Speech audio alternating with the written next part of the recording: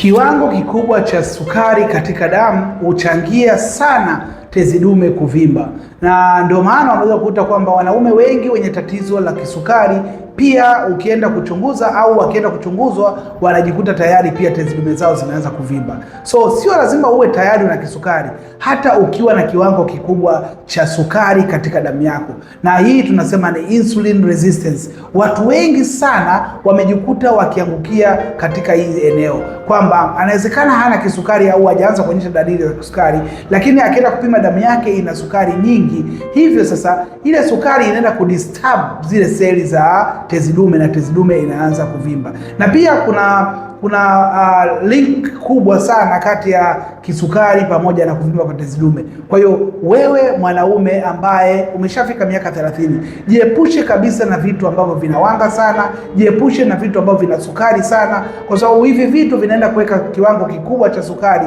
na kusababishia matatizo ya insulin resistance. Na ndio maana wanaume wengi sasa hivi wakishafika miaka 30, miaka 40 wanakuwa na vile vitambi. Sasa vitambi ni adui mkubwa sana kwa afya ya mwanaume, lakini sio tu mwanaume, hata mwanamke.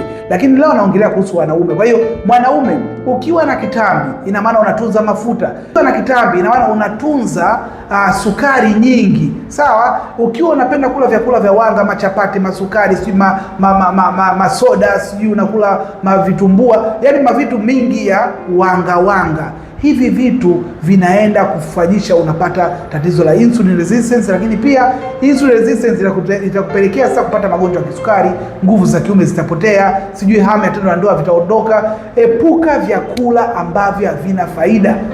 Kama ni mwanaume ambaye umeshafika miaka 35 kwenda juu, hakikisha unajiepusha kabisa na vyakula vya wanga, vyakula vyenye sukari nyingi, vyakula ambavyo havina faida sana kwako. Tumia sana vyakula ambavyo vina protein, tumia sana vyakula ambavyo ni mboga mboga, unapata muda wa kufanya mazoezi, unapata muda wa kupumzika. Yaani badilisha ile lifestyle, mtindo wa maisha wako, na hapo utakuwa vizuri sana. Sasa kama ni mmoja wa wanaume ambao wanakuwa wanapata changamoto mbalimbali za uzazi, tezi dume kuvimba, saratani, au wanataka tu kuweka afya yao ya uzazi ikae vizuri, chukua namba yangu bio, nipigie niweze kusaidia jinsi gani ya kutatua hizo changamoto.